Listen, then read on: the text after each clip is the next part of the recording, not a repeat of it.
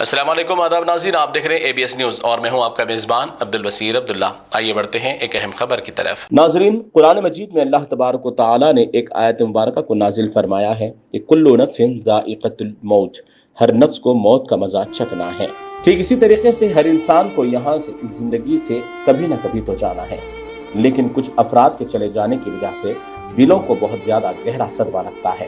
ایک ایسا ہی صدمہ دینے والی شخصیت بارکسم سراڑہ کی مشہور و معروف نوجوان شخصیت جناب زاہد عمودی صاحب، جس کے بارے میں کسی نے اتنا جلدی سوچا نہیں تھا کہ وہ اتنا جلدی اپنے رب کائنات سے جا کر ملیں گے۔ مختصر سی علالت کے بعد قلب پر حملے کے باعث زاہد عمودی صاحب دنیا فانی سے کوچ کر گئے اور اپنے رب تعالیٰ سے جا ملے۔ انا للہ و انا الیہ راجعون۔ زاہد عمودی صاحب کی اس مختصر سی زندگی کے بارے میں اگر کچھ الفاظ یوں کہوں تو بہت کم پڑ جائیں گے، کیونکہ زاہد عمودی صاحب اپنی زندگی میں نہ ہی کسی کو زبانی اور نہ ہی کسی کو ذہنی اور نہ ہی کسی کو جسمانی تکلیف پہنچائی ہے۔ زاہد عمودی صاحب اپنے ہر فن کے اندر ماہر تھے۔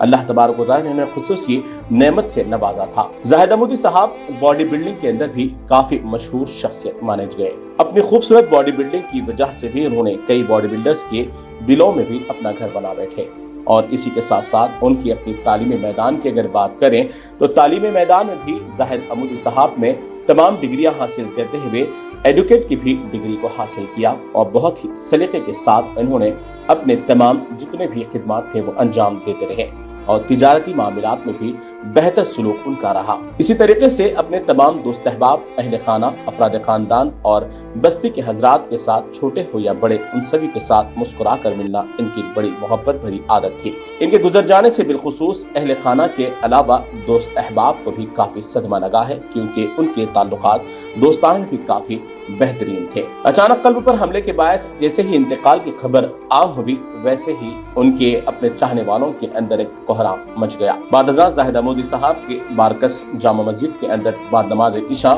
ہزاروں سوگواروں کی نمازوں کے درمیان نماز جنازہ اور بڑے قبرستان بارکس میں تدفین عمل میں آئی۔ اللہ تبارک و تعالیٰ سے دعا ہے کہ اللہ تبارک و تعالیٰ ان کے تمام افراد خاندان، اہل و عیال اور دوست احباب کو صبر جمیل عطا فرمائے۔ ناظرین، زندگی میں کچھ نہ کچھ ایسے کرنا چاہیے کہ جانے کے بعد بھی انسان کے اپنی اچھائیوں کے ساتھ اس کو یاد کیا جائے، اس طریقے سے آج زاہد عمودی صاحب کو یاد کیا جا رہا ہے۔ اللہ تبارک و تعالیٰ ان کے بے شمار مغفرت فرمائے۔